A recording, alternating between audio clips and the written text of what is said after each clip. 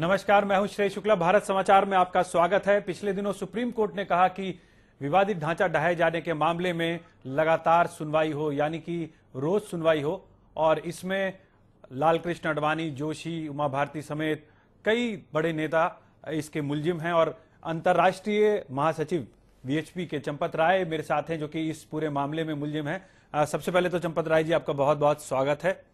आपको भी बहुत बहुत धन्यवाद जी।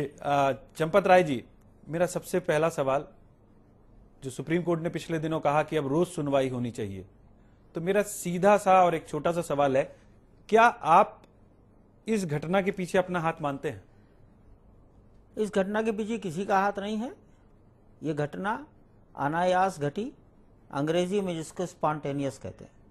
नहीं, आप लोग तो भाषणों में और अपने वक्तव्यों में ये कहते आए हैं कि हाँ हमने किया, लेकिन जब कोर्ट की बात आती है तो थोड़ा सा पीछे हट जाते हैं, थोड़ा सा सेफ साइड लेके चलते हैं। ऐसा नहीं है जी।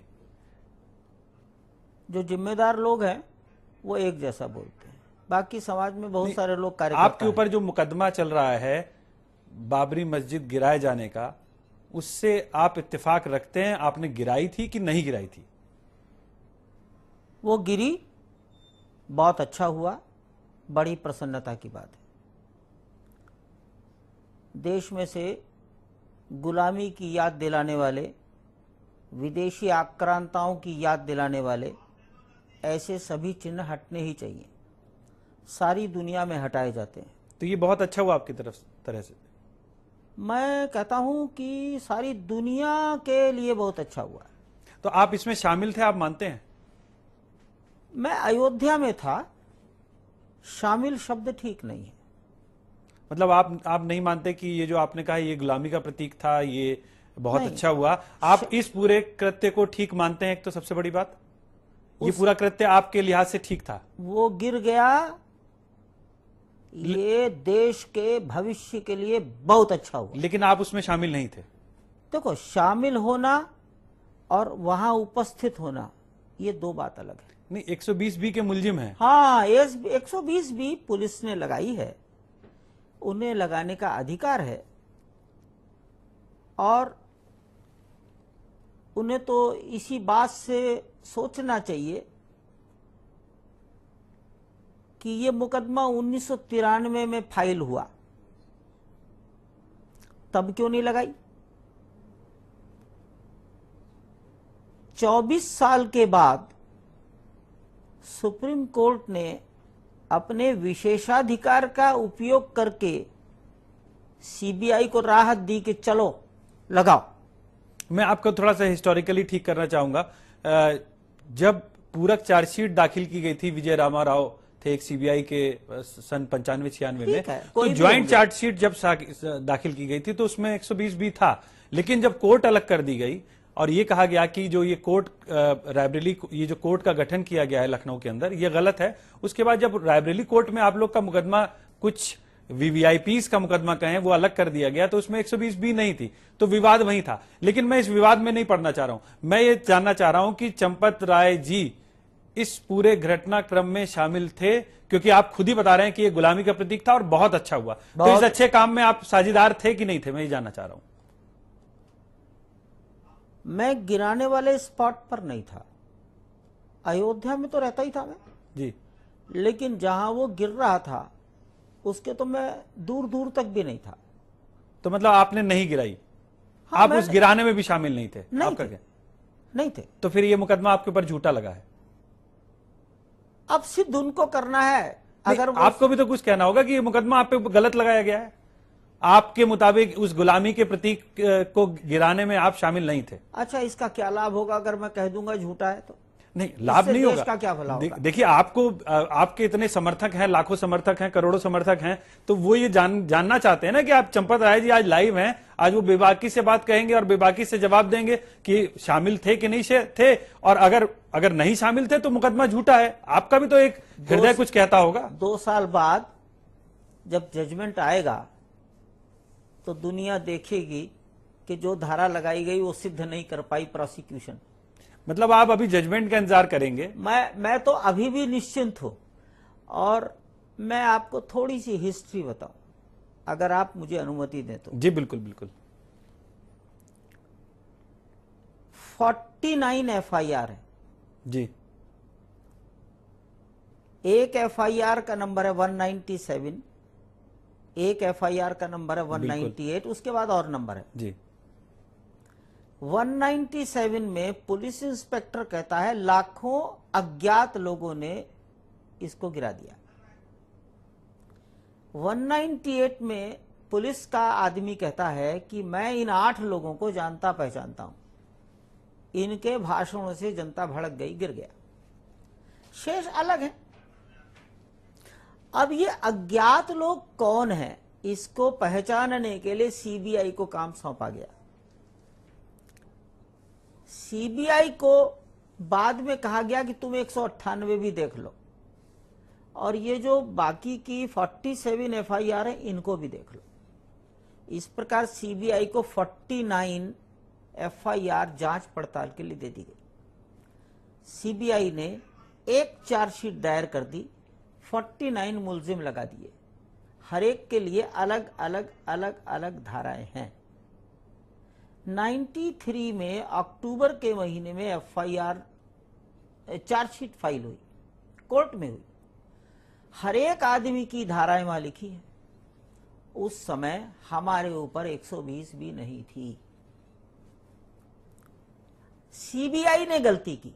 देखिए सीबीआई ने अपनी चार्जशीट में आपको 120 बी का मुलजिम माना था, उस दिन नहीं। जी देखिए तो इन्वेस्टिगेशन, आप भी जानकार हैं, इन्वेस्टिगेशन में अगर आपके ऊपर धाराएं बढ़ाई भी जा सकती है और घटाई भी जा सकती है। ये अभियुक्त तो तय करेगा नहीं कि आपके ऊपर 120 पी लगे या ना लगे। मैं तो एक छोटा सा, बहुत ही छोटा सा सवाल पूछ रहा था कि आपने कहा कि ये गुलामी का प्रतीक है, इसको गिर जाना चाहिए था और बहुत अच्छा, बहुत अच्छा। लेकिन आप ये कहने से गुरेज कर रहे हैं कि मैं इस पूरे प्रक्रिया के किसी भी हिस्से में शामिल नहीं था, ना मैं उकसाने में शामिल था, ना मैं गिराने में शामिल। ये बिल्कुल ठीक कर रहा हूं। तो आपके ऊपर गलत मुकदमा है?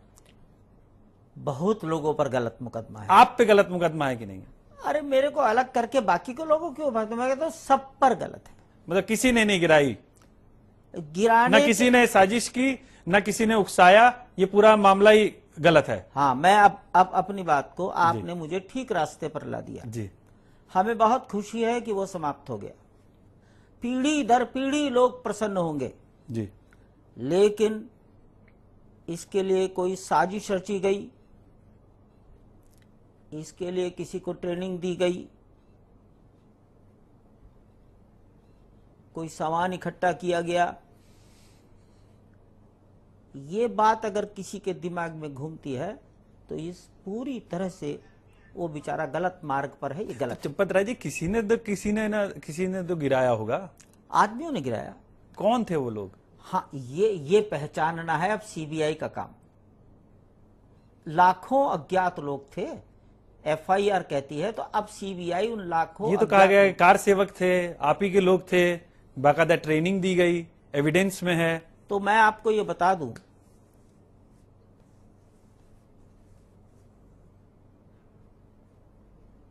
लगभग 400 लोग उस दिन चोटिल हुए हैं, घायल हुए हैं। जी। घायल वही लोग हुए जो ढांचे के निकट थे या ढांचे के ऊपर चढ़े थे। वो सब आप ही के समर्थक थे? हमारे आह्वान पर आए थे, लेकिन कोई किसी को जानता पहचानता नहीं था। तो आपके आह्वान पे आए थे तो वही तो मुकदमा है आपके ऊपर कि आप लोगों ने प्रोवोक किया भीड़ को। अभी प्रोवोकेशन अलग चीज है, आह्वान देना अलग चीज है। आह्वान बहुत पहले किया जाता है, प्रोवोकेशन उसी समय होता है। तो प्रोवोकेशन बाद में हुआ, लेकिन हुआ आपके कहने पे। चलिए एक सवाल और आपसे करता हूं कि ताजमहल को लेकर योगी जी ने भी एक बयान दिया, क्या? फिर आपने भी एक बयान दिया, क्या? कि देशाटन और तीर्थाटन, देशाटन ये दोनों अलग अलग चीजें। नहीं, देशाटन शब्द अलग है, तीर्थाटन अलग है। एक तीसरा शब्द और जोड़िए अपनी बातचीत में, उसका नाम है पर्यटन। पर्यटन। पर्यटन के पीछे मौज मस्ती की भाव जुड़ी रहती है, तफरी। हमारा देश मौज मस्ती और तफरी का देश नहीं है। 2500 साल पहले या त्रेता युग में भगवान राम अयोध्या से गए, रामेश्वरम तक गए, वो पदयात्रा थी, वो पर्यटन नहीं था, वो देशाटन हो सकता है। देश घूमा उन्होंने। 2500 साल पहले शंकर नाम का एक बालक केरल से चला, उसने सारे देश में भ्रमण किया। जो स्थान स्थापित हो गए, उन्होंने देश को जोड़ा, वो देशाटन है। टाइम कम है, मैं इतनी लंबी बात इसलिए नहीं करना चाहूंगा, लेकिन मैं ये कहना चाहूंगा कि क्या आपके मुताबिक इस देश में पर्यटन बैन हो जाना चाहिए? नहीं, तीर्थाटन को महत्व दिया जाना चाहिए। अच्छा, कोई घूमने का मन करे तो वो घूमने वो ना जाए, रहेगा। तो फिर दिक्कत किस बात की है? ताजमहल में अगर कोई जाता है तो तब भी वो ताजमहल की खोज होनी चाहिए कि ताजमहल क्या है। ताजमहल भी किसी मंदिर को तोड़कर ही बनाया गया है। देश के अंदर हिंदू समाज के तीर्थ और श्रद्धा स्थलों को हजारों की संख्या में तोड़ा गया है। ताजमहल भी उसमें से एक निकलेगा। ये तो फिर लड़ाई लगाने वाली बात हुई। लड़ाई नहीं लगानी है कि अब ये भी हमारा है, वो भी हमारा है। लड़ाई नहीं लगानी है जी। सार्वभौम संप्रभुता संपन्न हमारा देश है। 7वीं शताब्दी से प्रारंभ करके 800 साल तक इसने कष्ट झेले हैं। अब उन कष्टों से बाहर निकला है तो उसको तो अपनी सारी पुरानी बातों को वापस लाना ही होगा। तो ताजमहल को तो पूरे देश की शान बताया जाता है, तो एक ऐसे ही विषय जो देश की शान है उसको आप फिर कंट्रोवर्सी में क्यों डालना चाहते हैं? हम नहीं डालना चाहते। आप तो कह रहे ताजमहल की भी खोज होनी चाहिए, ताजमहल को भी तोड़ के बनाया गया है। सिद्ध हो जाएगा ना, पुरातत्व विभाग बता तो देगा। विवाद में डाल देंगे ना आप तो ताजमहल को भी। तो देश को तो स्वतंत्र अगर है, स्वतंत्र हमारा तंत्र। नहीं, हमारा तंत्र का क्या मतलब हुआ आपका? और भारतीय जीवन, हजारों साल की हमारे महापुरुषों की परंपराएं जीवन के सब क्षेत्रों में। इस देश में तो सब लोग रहते हैं ना, इस देश में तो हिंदू भी रहता है, मुसलमान भी रहता है, सिख भी मुसलमानों रहता है, के पूर्वज भी हिंदू हैं। इस देश में रहने वाले का मतलब है हिमालय से समुद्र तक का ये जो भूगोल है, इसकी हजारों साल की परंपराएं, इस्लाम के भारत में प्रवेश के पहले की परंपराएं। आज के मुसलमान ये पहले के हिंदू ही हैं। तो अब तो आप उसको बदल नहीं सकते ना, अब तो आप उसको हमें नहीं बदल बदलना नहीं है जी। भारत के मुसलमानों ने किसी लाचारी में आकर अपना धर्म बदला है। उनके पूर्वज नहीं बदलते, उनके पूर्वजों की परंपरा अब नहीं तो ये बदलती। सच्चाई है कि वो मुसलमान है, तो आपको दिक्कत क्या है ये बताइए? हमें ये कोई दिक्कत नहीं, नहीं मुझे है। दिक्कत इसलिए है, मैंने एक आपका बयान पढ़ दूं। विश्व हिंदू परिषद ने विवादास्पद, आपका ही बयान था कि अगर हिंदू ज्यादा बच्चे नहीं पैदा करेंगे तो मुसलमान देश पे कब्जा कर लेंगे। वीएचपी के अंतर्राष्ट्रीय महासचिव चंपत राय ने अमेरिकी की शोध संस्था रिसर्च सेंटर की स्टडी का हवाला देते हुए कहा कि हिंदुओं को ज्यादा बच्चे पैदा करने चाहिए, मुसलमान देश पे कब्जा कर लेंगे। ये आपने स्टेटमेंट दिया, तो अभी तो आप कह रहे हैं कि वो हमारे पूर्वज थे, तो अब आपको अगर ये डर सता रहा है कि मुसलमान देश पे कब्जा कर लेंगे, तो उनसे ऐसी क्या लड़ाई झगड़ा क्या है? मैं इस तरह के वाक्यों के प्रयोग करने की मेरी आदत नहीं है। आप पढ़ रहे हैं, मैं भी सुन रहा हूं और मैं इसको नकारता भी नहीं, लेकिन मैं ऐसे शब्दों के प्रयोग नहीं करता हूं। ये एक रिपोर्ट है, जो रिपोर्ट है उसमें लिखा हुआ है। राइट, मैं उसको कि सिर्फ एक बच्चा पैदा करने की मानसिकता छोड़नी चाहिए आपको। हाँ, अब इस मुद्दे पर आइए जी। हिंदू समाज को ये विचार करना ही चाहिए कि हम अपने परिवार को कितना छोटा करें।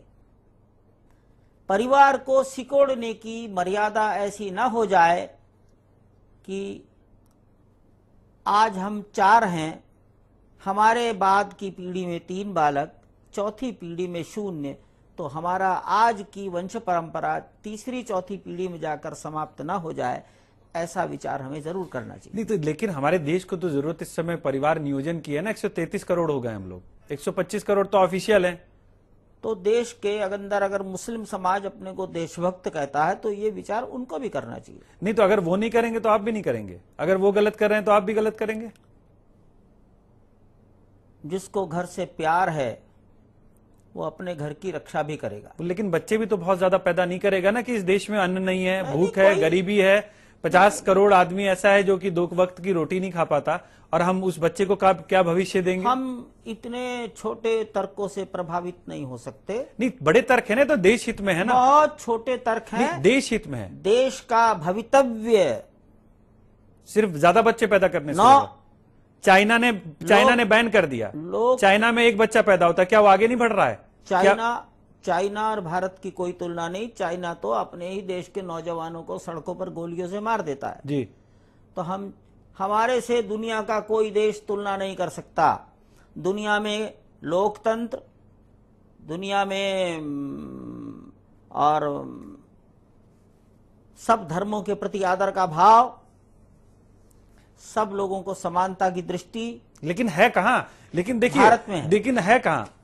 आप तो कहते हैं कि जैसे मुसलमान करता है वैसे आप कीजिए। ऐसे लगता है जैसे कोई गलत काम करता है, या अगर गलत काम करता है तो वो भी कर रहा है तो हम भी करेंगे। राष्ट्र की रक्षा कैसे होगी?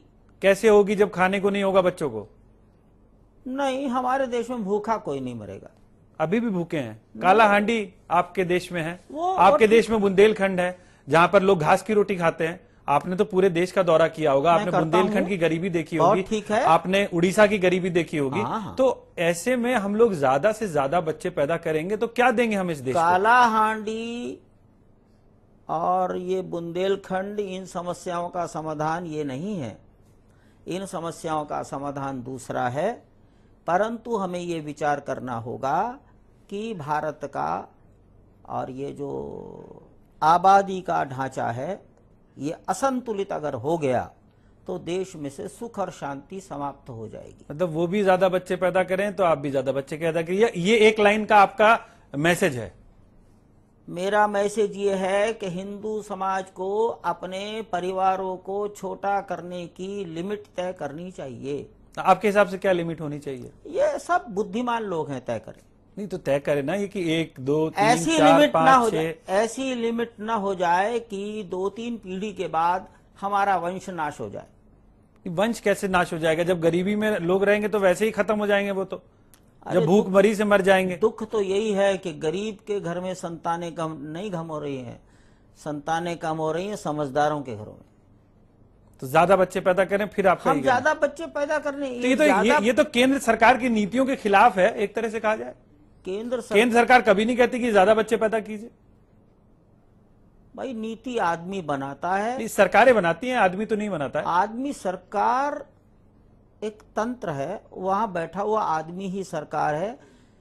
अभी आज मैं पढ़ रहा था, नीति आयोग के वर्तमान उपाध्यक्ष ने कहा है कि हमारी नीतियां भारतीय परिवेश को ध्यान में रखकर बनाई जानी चाहिए।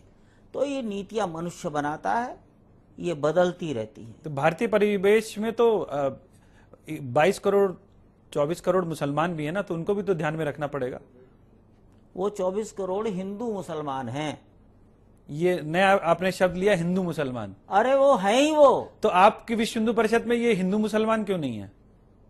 किसी को तो शामिल कर लेते, किसी को तो कोई पद दे देते उस हिंदू मुसलमान को। हमने अपने यहाँ किसी को काम करने से रोका नहीं। लेकिन आपने बुलाया भी तो नहीं। अपने यहाँ कोई रजिस्ट्रेशन फीस तो है नहीं। तो आप आह्वान कीजिए, आइए, आप भी हिंदू हैं, आप भी आइए, आप भी शामिल होइए। आपने आज तक इस तरह का आह्वान तो किया नहीं। तो मैं ये जानना चाह रहा हूं, आह्वान क्यों नहीं किया? जब आप उनको हिंदू मानते तो कहिए आप भी विश्व हिंदू परिषद में शामिल होइए।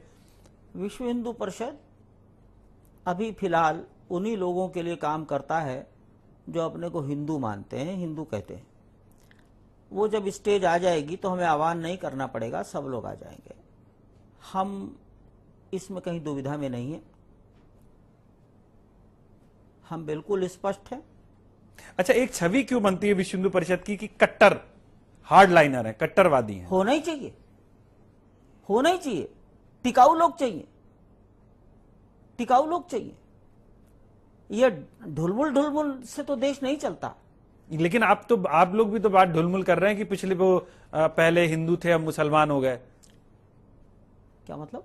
आपने कहा कि वो पहले हिंदू थे अब मुसलमान हो गए। ये तो इतिहास की सच्चाई है। हाँ, सब तो नहीं है ना ऐसा। 100% नहीं है। उदाहरण बहुत सारे लोग हैं उदाहरण जो मुगल आए। आप बहुत अच्छा जी, बहुत अच्छा। जो मुगल आए वो कहाँ, वो यहाँ की पैदाइश नहीं थे, बहुत ईरान सुंदर, से बहुत लोग आए। बहुत सुंदर। शिया जो हैं वो भी आपके हिंदुस्तान से कन्वर्ट नहीं हुए। बहुत अच्छा, बहुत अच्छा। जी। आप मेरी बात सुने जी मैं जिस गांव का रहने वाला हूं वहां मुगल परिवार रहते हैं। जी इतने सज्जन शालीन रहते हैं। मेरे घर की बगल में जितने मुगल परिवार हैं, मेरे गांव में जब कभी हिंदू मुस्लिम झगड़ा होता है तो मुगल परिवार अपने घर के दरवाजे बंद करके अंदर चले जाते हैं। जो विदेशी खून है वो बहुत थोड़ा है और वो भारत में पता भी नहीं लगता। मतलब जो कन्वर्टेड जो हिंदू थे असली वो गड़बड़ है, उनका दिमाग खराब किया गया है। मतलब जो कन्वर्टेड हिंदू से मुसलमान कन्वर्ट हुए वो उनका गड़बड़ है। मस्तिष्क दूषित किया गया है और वो भी सब जगह नहीं है। कैसे कर दिया गया दूषित? अब ये बड़ा शोध हो जाएगा।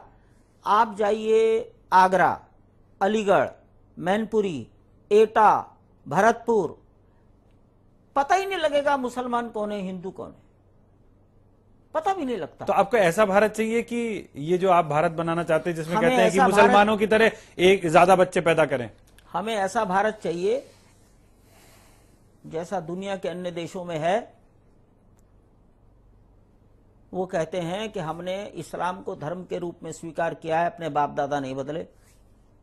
यही विचार, यही सोच आज भारतवर्ष के पढ़े लिखे नवयुवक मुस्लिमों में हम चाहते हैं।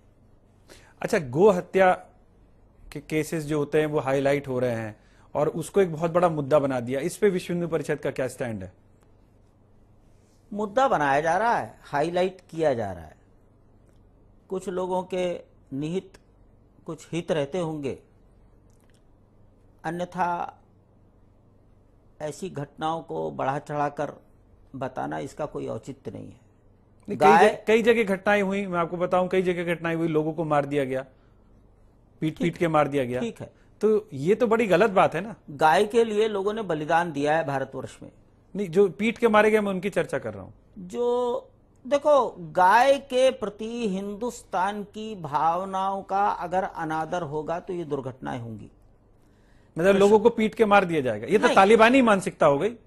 पीट कर किसी को भी मारना अच्छी बात नहीं है जी, लेकिन इसके मेरे कहने से कि अच्छी बात नहीं है, ये घटनाएं बंद हो जाएंगी नहीं, लेकिन गो रक्षा की आड़ में आप लोगों को थोड़ी ना मार देंगे। मैं तो कह ही रहा हूं कि मार पीट की कोई हमारे देश में स्वभाव नहीं है, परंतु दुर्घटनाएं हो रही हैं, इसके कारण में नहीं जाएंगे, इन कारणों को दूर नहीं करेंगे तो बिल्कुल ऐसा ही होगा कि पेड़ के जड़ की चिंता नहीं कर रहे हो, ऊपर के पत्तों की चिंता कर रहे हो।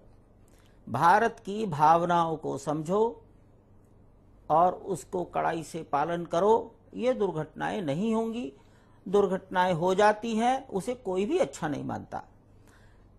भारत में गाय की सेवा, गाय का संवर्धन, गाय का संरक्षण और गाय की रक्षा नहीं, बिल्कुल होना चाहिए। मैं तो इस चीज से गुरेजी नहीं कर रहा हूं, बिल्कुल होना चाहिए। लेकिन मेरा ये कहना है कि ये जिस तरह से हिंसा हो रही है गाय को लेकर, अचानक से ऐसा लगा प्रशासन की ढिलाई के कारण। तो योगी जी से कहेंगे उत्तर नहीं, प्रदेश के नहीं, कॉन्टेक्स्ट योगी जी में, क्यों है? मोदी जी से कहेंगे इसके कॉन्टेक्स्ट में कि ये राज्य प्रशासन की ढिलाई है। भाई वो कहेंगे राज्यों का विषय है। तो राज्य भी तो आपकी, मतलब बीजेपी की सरकार है, आपके सहयोगी हुए एक तरह से। देखिए, सारे जगह है, सरकार का मतलब दो आदमी बदल गए, प्रशासन तंत्र बहुत लंबा है। जिस थाने में घटना होती है वहां का इंचार्ज, उसका मन कैसा है, ये इतना सरल समीकरण नहीं है। मैं बार बार आग्रह करूंगा, प्रशासन को कठोरता से समाज की भावनाओं का आदर करना चाहिए। एक सवाल, राम मंदिर मुद्दे पर विश्व हिंदू परिषद की क्या तैयारियां हैं?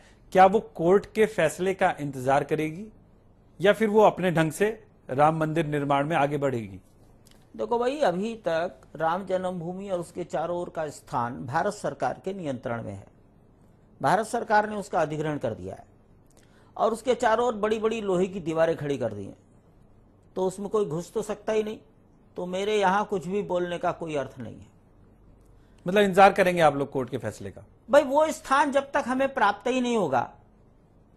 नहीं, बहुत तारीखें दी हैं, विश्व हिंदू परिषद ने भी कई बार तारीख दी। आपको भी बताने की जरूरत नहीं है कि हम अब अयोध्या कूच करेंगे, अब फाइनल एक मसला जो है ये हल होगा, फाइनली हम इस बात पे बैठेंगे।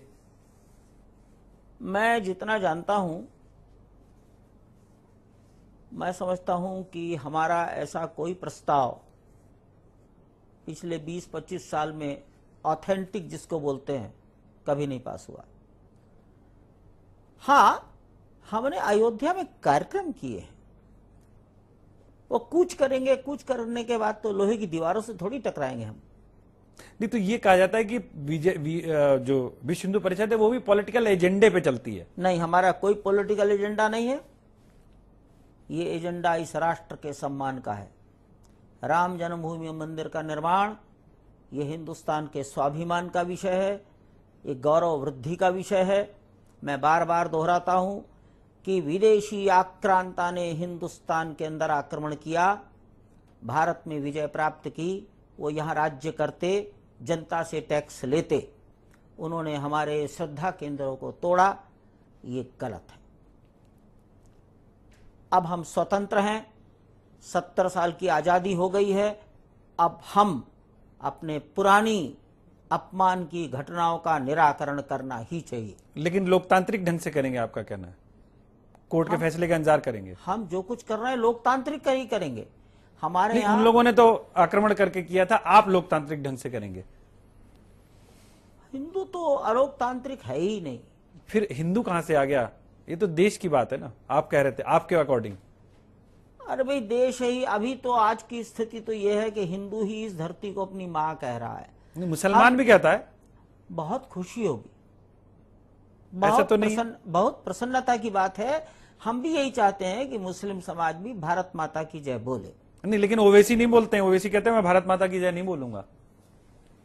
आप कितना भी कह लीजिए। ओवैसी साहब बहुत कुछ बोलते हैं, वो राजनीतिक हितों के लिए बोलते हैं। वो अंदर से क्या बोलते हैं, ऊपर से क्या बोलते हैं। नहीं, वो तो उनके मुताबिक तो वो मुसलमान के हितों की रक्षा कर रहे हैं, और आप जैसी जो उनका कहना है कि आप जैसी जो ताकतें हैं उनको रोकने के लिए। हमें खुशी है, वो करें, उन्हें कोई कमी नहीं छोड़नी चाहिए। बाकी वो राजनीति में भी हैं, और राजनीतिक कद कैसे बढ़ता है इसको वो अच्छी तरह से जानते हैं। उनके अनेक बातें वैसी भी हैं। अच्छा, ओवैसी साहब को आप मानते हैं कि वो देश हित में काम कर रहे हैं? मुझे मालूम नहीं, मैं तो उन्हें पहचानता नहीं, मैंने कभी देखा नहीं, मेरी रुचि का विषय भी नहीं है। लेकिन मैं ऐसे लोगों से मिलता रहता हूं जो उनसे मिलते हैं। मतलब आपके लिए वो नगण्य है ओवैसी? नहीं यार, नगण्य कैसे होता है? हम दुनिया के सब लोगों को कैसे जान पहचान सकते हैं? जिनको नहीं जानते वो नगण्य थोड़ी होते हैं। नहीं तो फिर ये तो अवेयरनेस की कमी है ना। उनका जो भाई है वो स्टेटमेंट देता है कि 3 घंटे के लिए पुलिस अपने घरों पे चला जाए। आपको याद होगा। अरे तो ये गलत बात। ये चीज तो आपको विश्व हिंदू परिषद को पता होनी चाहिए ना कि इस तरह के स्टेटमेंट देने वाले कौन है आखिर। आप किस तरह से हिंदू धर्म की दोबारा से रक्षा करेंगे? जो पहले संस्कृति की थी उसको कैसे दोबारा लाएंगे? आपको ये तो पता ही होगा ना। अरे भाई तो देखो, ऐसे लोगों को आप मानते हैं कि ये देश हित के में काम कर रहे हैं लोग? ऐसे हर आदमी के ऐसे वक्तव्यों को महत्व तो नहीं देना चाहिए। जब ये कुछ घंटे के लिए हटा लो जी, तो हमने आंध्र के लोगों से पूछा जी, अरे भाई इसका क्या महत्व है, इसका क्या रेलेवेंसी है? तो उन्होंने कहा कि अदालत में जब वो गए तो अदालत में जज ने कहा लो मैं अभी हटाए लेता हूं, आप करिए कुछ। इन बातों का कोई अर्थ नहीं है, ये बचकानी बातें। बहुत बहुत शुक्रिया चंपत राय साहब। तो ये थे विश्व हिंदू परिषद के अंतर्राष्ट्रीय महासचिव चंपत राय जी, जिन्होंने कहा कि ओवैसी जैसे लोगों पर वो ध्यान नहीं देते हैं, और उनको जिस तरह के वो लोग बयानबाजी करते हैं, उन बयानबाजी से इस देश को कोई फर्क नहीं पड़ने वाला है। इसके अलावा ये सब बचकानी बातें हैं। Over to studio. नमस्कार।